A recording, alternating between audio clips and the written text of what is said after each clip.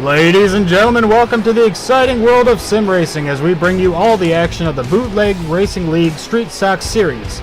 I am Ryan Seneker, with me up in the booth is Matt Hoos, and we're coming to you live from the renowned New Smyrna Speedway, ready to kick off the opening round of Season 27. But before we delve into the thrilling on-track battles, let's take a moment to appreciate the history and evolution of the Bootleg Racing League. Established in 1994 as the Bootleg Racing Series, this community emerged as a pioneer in the realm of sim racing, utilizing the iconic Papyrus software and showcasing the raw excitement of short track racing. However, as Papyrus eventually folded, so did BRS. Yet, in 2013, like a phoenix rising from the ashes, the community was resurrected and rebranded as the Bootleg Racing League. Embracing the iRacing platform, the BRL continues its legacy of delivering captivating short track sim racing experiences to fans worldwide. As we now enter Season 27, the Street Stock Series has undergone some exciting changes of their own. Laps have been extended from 40 to 50, adding an extra layer of strategy and intensity to every race.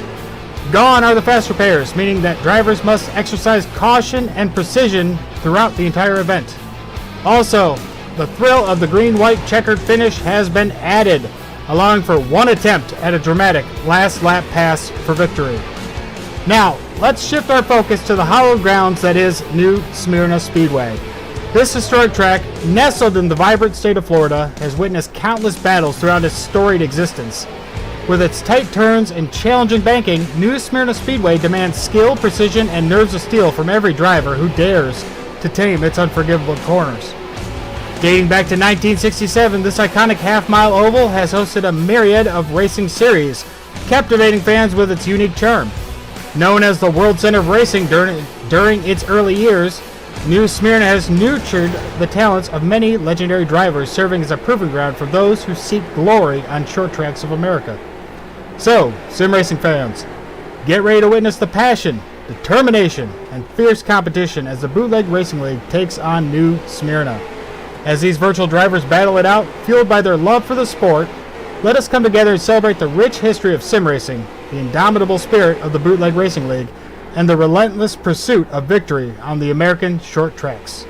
For more information on the Bootleg Racing League and to stay updated on all the latest news and results, be sure to visit their official website at bootlegracingleague.com. Now, with all the formalities out of the way, buckle up, hold on tight, and be prepared for an unforgettable sim racing experience. Let round one of action commence! Let's go racing. Matt, what can you tell me about what we have coming for us tonight? Well, Ryan, and the people out there watching, welcome to the new season here at the BRL. Always look forward to the start of a new season. Just always looking forward to who's going to be champion this season. So, coming off his championship last season with Jeffrey, he's looking to keep going. And here at this track, this will be a good race today. The outside line hopefully will come in through part of it, but we'll see how it goes. You got 50 laps to settle it all out. The new no fast repair rule, that's going to be interesting tonight. See if guys are a little more careful as they try to get through the front, and we'll see what happens. Oh, definitely. And any short track where the outside line is an option always makes for some great racing. So I'm sure we're going to have some awesome battles going on tonight. And with that, let's check the timing and scoring. So far in practice, J.R. Shepard, shocking us all, I know, is timing it by over a tenth of a second over Steve Hilbert. Hilbert's been shockingly fast over the last season, so I'm actually really excited to see what he can pull off this season.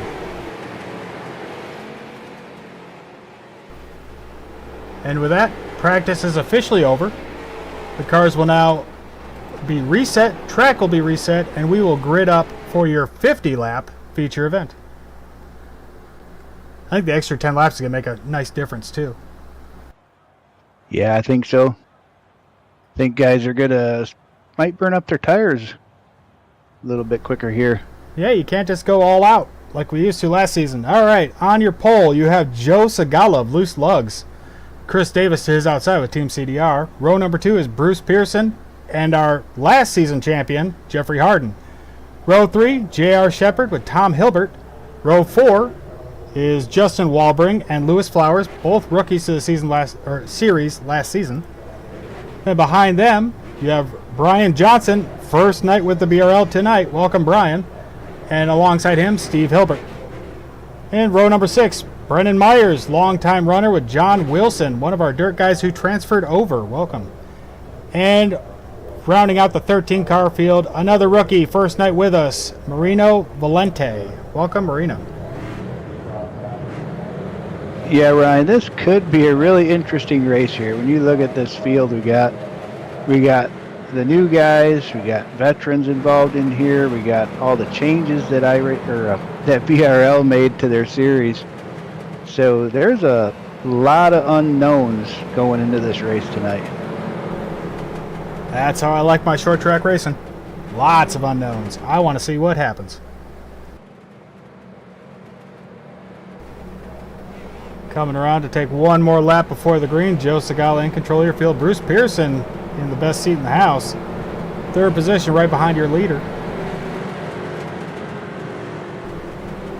Right behind Bruce is J.R. Shepard, the who knows how many times season champion. So I'm sure it won't be long before JR is knocking on Joe Segala's door. Yeah, we quit counting that a while ago. Sure did. All right, coming to turns 3 and turn 4. Let's see what Joe can do. Early jump from Joe Segala. Gets off to a nice jump in front of Chris Davis. Bruce Pearson keeping his nose to the inside. And it looks like, just like you said, the outside line is being used. Davis is trying to fight back.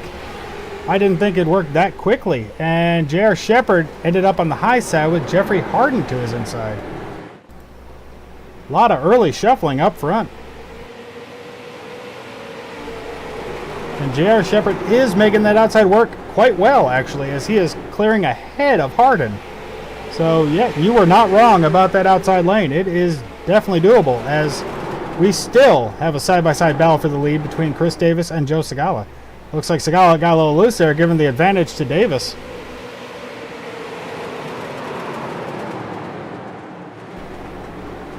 Davis was able to clear out front. J.R. Shepard looking to take away second place, but Segala's got it straightened back out and is trying to fight back. That inside line is just not working as you would expect on a short track, though. Well, I think once they get single filed out here, I think it might be hard to initiate a pass to the outside. That outside, I think, is going to be pretty strong on the starts and restarts. And 4 laps in, J.R. Shepard already took the lead away from Chris Davis coming out of turn 4. I knew he'd make it to the front, but I thought it'd take a little longer than that, to be fair. Yeah, Chris just moved out of the way for some reason. Maybe Chris is actually paying attention to the extra 10 laps, thinking he can save the tires and try to battle back.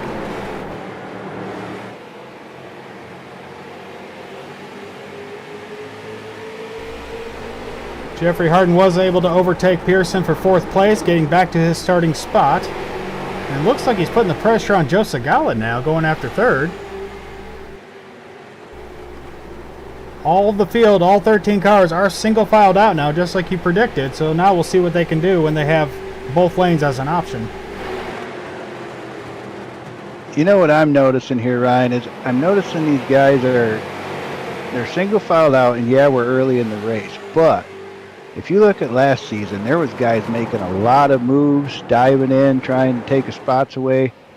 And people are being a little more calculated. I think in the back of their mind, they know they don't have that repair to fall back on.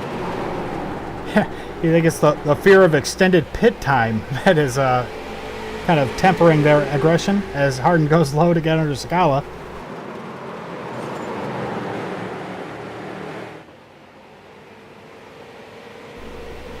And again, that outside line seems to be the preferred one, as Harden actually lost ground coming out of 4.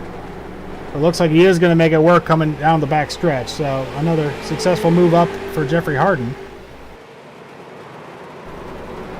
Bruce Pearson looking to follow suit, staying right tight on Harden's bumper. Clears in front of Segala. Segala now back to 5th. Harden up to 3rd.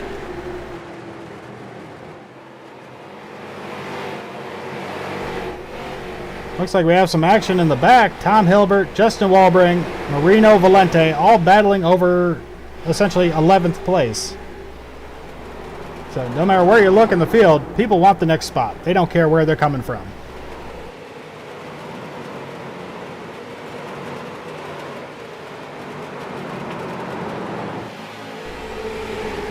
Segala now under pressure from Brendan Myers. Myers is already up 5 spots from where he started. He is the big mover so far in the night. Oh, got car loose. Oh, he saves it. There's a 27 back there. Yeah, that was Walbring. Got crazy loose in the corner, but was able to save it. Nice drive and nice recovery there from Walbring. Harden has caught up to Chris Davis in second place, looking to take that spot away. Looks like Harden's still riding high from his championship last week.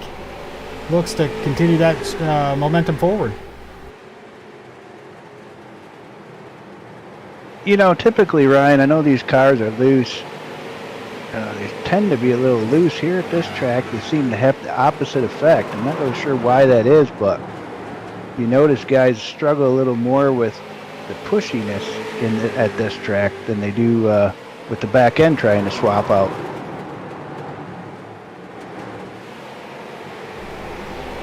Harden's looking to the inside, but couldn't make anything of it. And yeah, I wonder if maybe there's more of a push here from the banking of the corner and the corner entry. Maybe just makes the car want to go straight. The banking of this track is unique compared to most tracks that the Bootleg Racing League runs, so that might have something to do with it.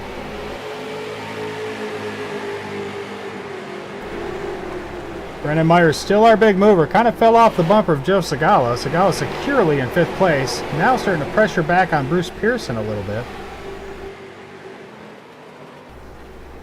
Further back in the field, you have Brian Johnson, first night with the Bootleg Racing League. Welcome, Brian. He is securely in 8th place, up 1 spot from where he started, just ahead of Steve Hilbert. Hilbert was incredibly fast in practice. Seems to be struggling a little more in the feature.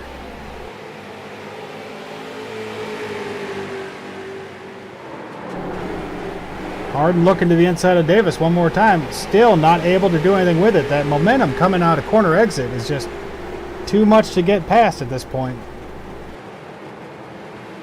Yeah, that outside line's pretty impressive here. Putting on a good show.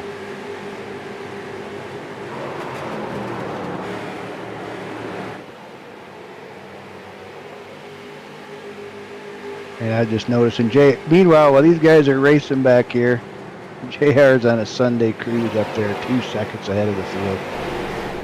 Yeah, we should probably put the camera on him at least once per broadcast just to document that he was here.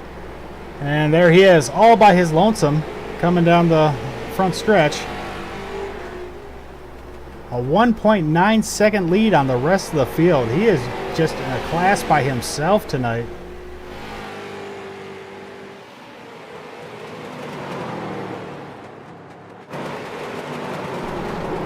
And right behind him, a hornet's nest, as you have Bruce Pearson, Joe Segala, Brendan Myers, and now Lewis Flowers joining the party, all fighting for that 4th spot. As we ride on board with Brendan Myers, there you see, oh, bad connection for Myers. But there you see him staying low to that inside line, trying to hug the yellow. While other drivers are starting to experiment more with the outside, Brendan is just sticking to this strategy. He is going to go low and he's going to stay low.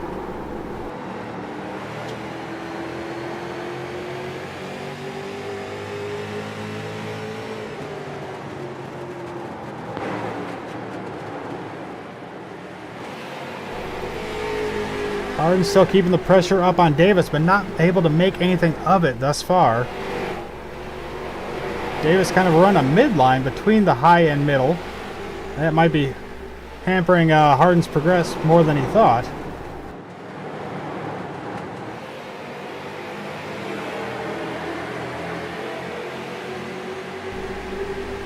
Series rookie Lewis Flowers looking to take a spot away from Brendan Myers. Getting right up on that bumper. And that allowed Brian Johnson to close up on them. It is now a 5-car battle for 4th place. All just tightly packed away. As I say that, Johnson went really high in the corner and lost a lot of speed. All that momentum gone. Now he's back in the clutches of Steve Hilbert.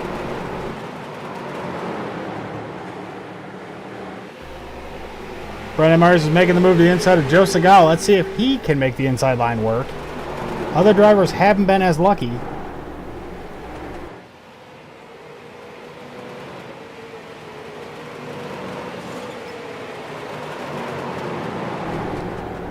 I'll say, with Myers and Segala running side by side, they're still keeping pace with Pearson ahead. That might be a testament to how well both lanes work. Or is Pearson kind of the cork in the bottle here, allowing these other drivers to close in? As Myers just barely clears the nose of Joe Segala, moving up into 5th place. Looks like Joe wasn't all too happy with that move either. No, that's what I was just going to say. Showing his displeasure with that move. And right off that move, Myers again looks low, looking to get under Pearson. He's up 6 spots from his start, looking to make it 7 as he goes for 4th place.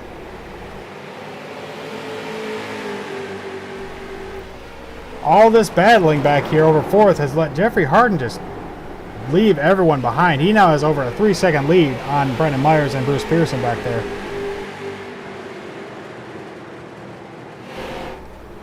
Looks like Myers has the speed to make this work. He might have something as we're just barely into the second half. Myers might be able to make something out of this run. He seems to have the long run speed. Looks like Walbring's pulling it into the pits there, calling it a night. Unfortunate way to start off the season opener for Walbring. Unless he had some damage. We'll see here. Got Lewis Flowers looking to the inside of Segala, trying to take that inside line away. He saw what Myers was able to do. Maybe he's trying to replicate. And that allowed Steve Hilbert to catch right up to the pack. Hilbert did get around Johnson. Johnson's back there in 9th now. Yeah, while that outside line is working, it can be frustrating being a driver, not being able to clear that guy, but it sure makes a good show for the people watching out here when both lines are working. It looks like we're about to go 3 wide. Oh, Segala lifted to let Pearson catch it. Pearson That's a smart move. Yeah, that's what I would do. It looked like Pearson had a serious push in that corner and lost his momentum, and Segala smartly lifted to try to let him catch it instead of going 3 wide in a very narrow track. Yeah, it's kind of called the sucker hole there, so if you go up in there, that's what you are, I guess. Yeah, especially with no faster pairs. That makes you a real big sucker. Checking back in with Harden and Davis. Harden is still right on Davis's bumper, but not able to make anything of it. 16 laps to go at this time. Harden has been following Davis around for most of this race. I think Harden, his only chance here, he's got to try to set him up, drive in hard, and try to make the outside work, because don't look like Chris is coming off that bottom anytime soon. Well, Chris Davis is a smart driver. He knows how to defend a position, and he knows what line you're taking so he can take it away. As I say that, it looks like Harden's going to try again. Gets down into the inside, secures the spot. Let's see if Davis can work that momentum magic as he has been earlier. I think the high side's going to hold him off. Yeah, the high side wins again. You don't get to say that very often on a short track race. Now that bodes well for the rest of our series, which the super late models that'll be coming up next for those that don't know, and then all the racing we got tomorrow night. Shoot, that's going to make for a lot of good racing if that outside line's going to work in all of our series. Yeah, the street stock is notoriously a loose car, so you wouldn't expect the outside to be that good, but it is working here tonight. Making for a great show between these two as Davis continues to defend 2nd place. Harden going to the inside again, got a nose in there, but again, I think on corner exit, Davis is going to have him. Not that time. Harden matched pace. Davis's tires, he might be paying for spending too much time on the outside line. And as I say that, Davis skirts out ahead again. Once again, just proving I don't know what I'm talking about. This seems to be about the only show on the track right now is these two, but it's a good one. Hey, everyone else is pretty much spread out around the track, but these two will not leave each other alone. As we now have 10 laps to go at the line.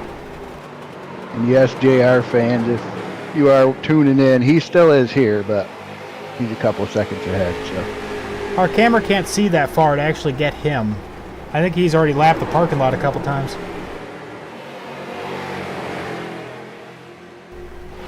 Oh, there. He got a little gray blip out there. That was JR.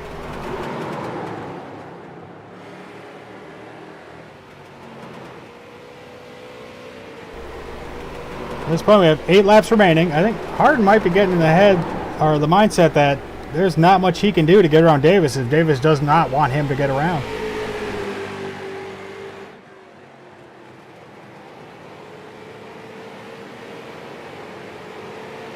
well, I think normally, what we're seeing here is like, this is what happens when both lines work. You get, our normal tracks we go to, once you get a nose up under somebody, they're pretty much done. But at this track, that's not the case, and that's why we're having all this great racing tonight. Yeah, normally you'd expect this point of the race where you'd see the aggression level really ramp up. But I think the no fast repair rule is getting people to kind of mind their P's and Q's out on track tonight so they don't end their race early.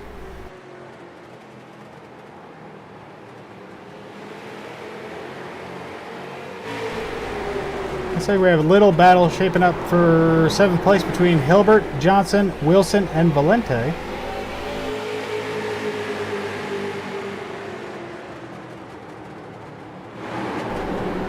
Oh, I stand corrected. That's Segala, Hilbert, Johnson, and Wilson. All going for 6th spot. Here we see Johnson trying to use that outside line, but not really able to do it as well as others have. Wilson keeps looking to the inside, but doesn't have the pace to make something happen as he dives low. Here we go. See what he can do with newcomer Brian Johnson.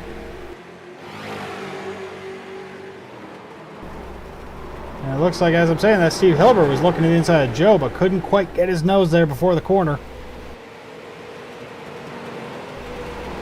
I think between Wilson and Johnson, Wilson just has the outright pace to pull ahead. Because he doesn't seem to be really working the car that hard. He just has more just basic pace around the track.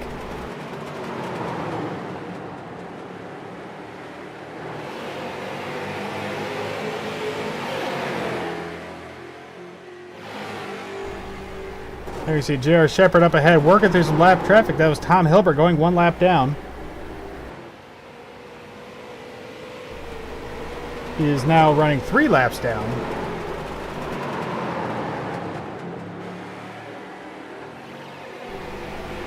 I wonder if he had to come in the pits at some point, because I don't remember seeing him go through the field. Yeah, I don't recall that myself. All right, final lap. We are going to focus on your race leader. I'm not going to call him winner. Still has a half a track to go. Anything could happen. And there's J.R. Shepard going through turns 3, through turn 4. Coming down the front stretch to take the checker flag, J.R. Shepard wins round 1 of season 27. Chris Davis defended successfully Jeffrey Harden to hold on to 2nd place.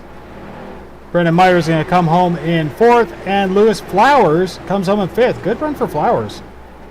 It's a good race here tonight for everybody. Caution-free, 50 laps. Good race for the first race of the season. Yeah, nice and clean. I like seeing that. I don't think there was any contact at all. All right, with that, we're going to take a quick moment, let timing and scoring get caught up, and we'll be right back with your official iRacing results. Don't go far.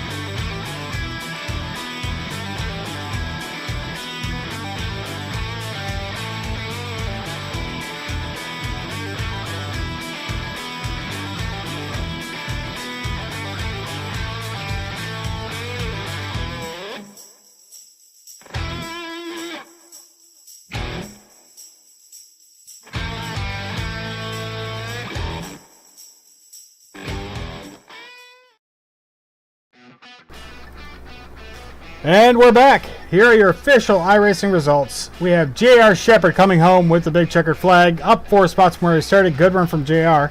Chris Davis successfully held off Jeffrey Harden to take 2nd place. Jeffrey Harden came home in 3rd. Brendan Myers came home in 4th. Lewis Flowers, rookie, came home in 5th. Good run for Flowers, rounding out the top 5. Behind him, you have Joe Segala in 6th. You have John Wilson, 7th. Brian Johnson, first night with the league, came home in 8th. Good run, Brian. Steve Hilbert came home in 9th. Marino Valente, first run for him, came home to round out the top 10. Bruce Pearson, Tom Hilbert, and Justin Walbring ended the night early. Round out your 13-car field.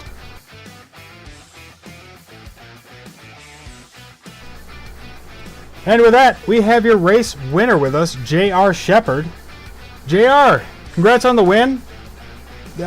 Was this track a struggle at all, and how much was the extra 10 laps on your mind?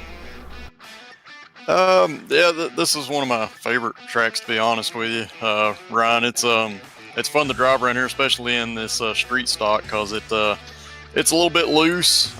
It gets pushy toward the end a little bit, but it actually does have some freeness in the car. So you have to watch how you drive it early on, or you can really wear your tires out. So yeah, definitely fun out there, especially at this track. Yeah, definitely your favorite track, and it shows. You seem to take away the position pretty effortlessly. Outside lane, inside lane, which one worked better for you? I prefer the inside lane. Ended up making passes on the outside just because I kind of got put out there, and you don't really want to stay on that outside lane early on. It can really wear your tires out fast, especially the right front. But yeah, once I was there, I decided either had to go or back way off, and we don't have faster pairs this season, so I was afraid to back off and possibly get caught up in something, so I just went. All right, you just led into my next question. How much are the season changes actually weighing on the minds of the drivers, like no faster pairs, extra laps, possibility of a green-white checkered? Did that play into your strategy at all, or were you just going into it to have a good race? I try to go into it just to have a good race, but definitely the no faster pairs is something that's going to be on your mind, because you don't have to be involved in anything that you created yourself. You can get in someone else's mess and it take you completely out of the race. So definitely something that's going to play on your mind. You got to be more alert and watching way ahead anytime you're in traffic, just to make sure you try to avoid everything you possibly can there. All right, JR, well, congratulations on the win. Great run. You had, I think, over a 3-second lead by the checkered flag. Who would you like to thank for this run? Yeah, just everything that you guys do up in the Virtual Grip Network booth, Bootleg Racing League, for putting this on each and every week, getting us somewhere to race, and have an enjoyable time, and my team, Different Path Motorsports, and yeah, just again, thank you guys. All right, that was J.R. Shepard, your race winner tonight. And now, Matt, I believe you have caught up with second place, Chris Davis. Hey, Chris, it's Matt. How you doing tonight? Whew, I feel busier than a one-armed hanger in a coat closet, and I've got a clothing convention going on. So, what'd you let JR get away from you for? Get away from me? That guy, he's got speed everywhere, and here's what I've learned. You can pick up a whole lot of speed for the future if you follow that guy around. And one of the things I got to tell you, Matt, I think you're going to like this too. I love the fact that there are no faster pairs. And so I think you saw on the start, Mr. Aggressive was not holding back. I was driving around on the outside, got myself into the lead, but J.R. Shepard was coming, and I was not going to fight him off, because there's no reason for either of us to end our night early. Yeah, and you brought up the outside. The outside seemed like it was working pretty good here tonight. You held off Jeffrey a few times using it. Well, it wasn't faster. It was just that when someone did try to make a pass on you, same thing J.R. Shepard, he went around on the outside of me. When you get pinned in on the inside here, it's really loose, and it's just really hard to be on the inside. And I did that to Jeffrey a few times. You know, Jeff is super fast, but he's also super clean, so there was a whole lot of respect, give and take going on there.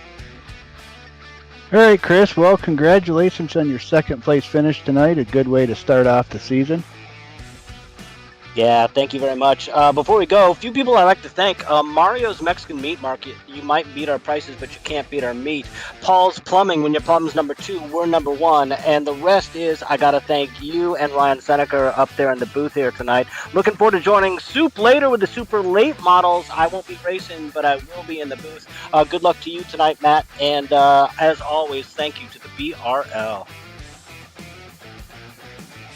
All right, thanks, Chris. That was Chris Davis, second place finisher. Good run from Chris today. And now we have caught up with your third place finisher, Jeffrey Harden. Jeff, it's Ryan up in the booth. You got a copy? Hey Ryan, what's going on, man? So out there, lap after lap, you threw everything at Chris Davis except the kitchen sink. What more could you have done to beat him off the line coming out of corners? Well, net coaching kind of a big issue. I get close to him a couple of times trying to set up a crossover, and I'd hit his bumper. I'd see him shake, and so I was trying to find a zone, but that zone seemed to be too big to get a good run. And I'd get inside of him going in the corner, but not far enough to be far enough ahead so that he wouldn't be able to pinch me down in the next corner. Yeah, so on a track like this, where the outside line is as effective as it was tonight, did you ever think of maybe trying to force him down to the inside, or were you just holding to your strategy to see what would happen? Oh, I thought about it, but the line Chris runs, I mean, he kind of was, starts in between the high and the low line and arcs it down low, makes it hard to get above him. All right, well, coming off last season you were the season champion, season 26. Starting off this season, season 27, you finished in a third place. First race of the season, you got yourself a podium. How do you plan to carry this momentum forward? Next week, I think we're going to Myrtle Beach. Yeah, well, historically, Myrtle Beach is really, really bad for me. I had horrible luck there, so with the no fast repairs, I'm a little nervous, but hopefully I can come through and still pull out another podium.